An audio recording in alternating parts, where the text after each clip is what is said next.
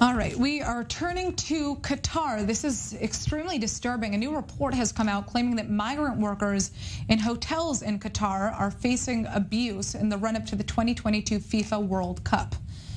Now, the London-based NGO known as the Business and Human Rights Resource Center is reporting that migrant workers in Qatar's luxury hotels suffer from exorbitant recruitment fees, discrimination, and are also being trapped in jobs through fear of reprisal and intimidation, which is essentially forced labor. Now, to host the World Cup in November of 2022, Qatar has had to massively grow its hotel industry and prepare an additional 26,000 rooms to support the influx of visitors. Migrant workers from East Asia, South Asia, and Southeast Asia make up the vast majority of the workforce in the hospitality sector. And Qatar's preparations to hold the soccer tournament have already been dampened by concerns over human rights violations and their mistreatment. Well, joining us now is one of the authors of the study, Isabel Archer, the Gulf Program Manager for the Business and Human Rights Resource Center. So break down the most disturbing highlights in the study and who was actually surveyed here.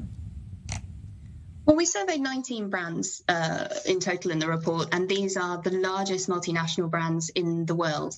They're household brand names from Europe, North America, the Middle East, and Asia as well. And many of them are already gearing up to host World Cup fans next November and plus the expansion that you mentioned. And for us, the most striking finding in the report is simply that workers aren't able to change jobs. They're trapped in jobs, essentially. And this finding comes despite the landmark labour reform that occurred in Qatar last year that meant workers no longer had to get their employers' permission to change jobs. And we particularly, and NGOs around the world, welcome this as a step change, really. But workers told us for the report that they aren't allowed to break contracts, that they were deeply afraid even to ask to change jobs, particularly in case they were arrested or deported in retaliation. But overall, we just found that brands are not undertaking satisfactory human rights checks on partners, on suppliers to check that they're also upholding human rights. They're not undertaking risk assessments to understand how workers could be at risk.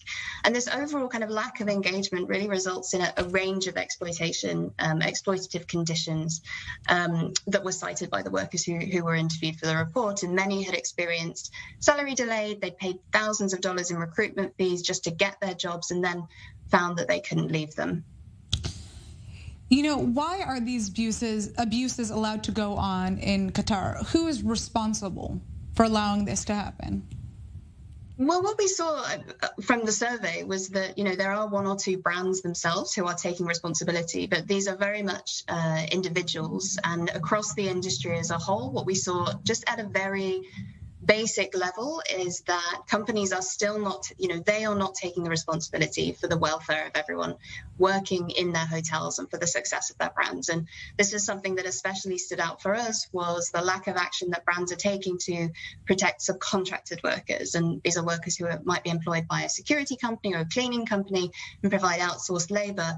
But they just don't think that they're responsible for these workers. And the simple fact is that if they're not actively accepting the responsibility for the workers, who wear their uniforms, all working for the success of the brand, they're not accepting that there are risks to the workforce, and they're not actively looking for any of the issues that we found in our report, they can't expect workers to report what's happening, and abuses will continue to go unchecked. So At a very basic level, we're pushing for that step change in hotels to take that responsibility. Well, what about corporate sponsors? I mean, huge profits are said to be made by multinational and national hotel brands that are hosting these visitors. How are they going to actually be held accountable?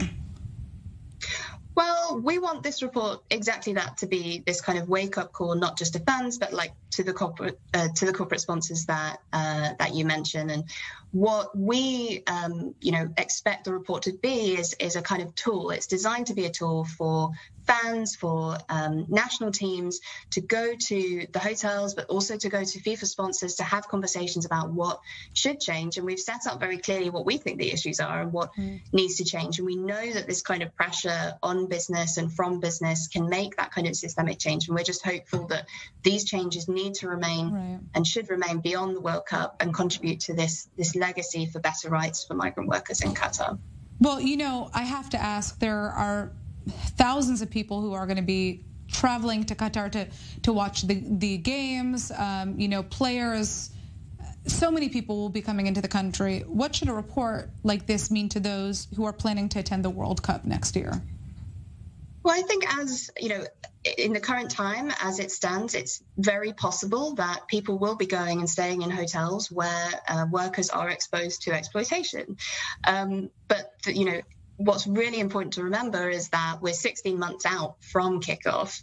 There is absolutely the time for hotels to be putting in place safeguards for workers based on the gaps that we've identified in the reports. And so for all the people, again, the fans, the national teams, the supporters going to Qatar, there is absolutely time for them to be asking the right questions of hotels, asking them what protections they have in place. And, hotels will take action when they know that their guests, the public, the teams care about this issue. And we've seen that football can absolutely be a conduit for those human rights issues, social issues to be brought to the attention of, mainstream attention. And there's absolutely every reason that this report can serve to further that.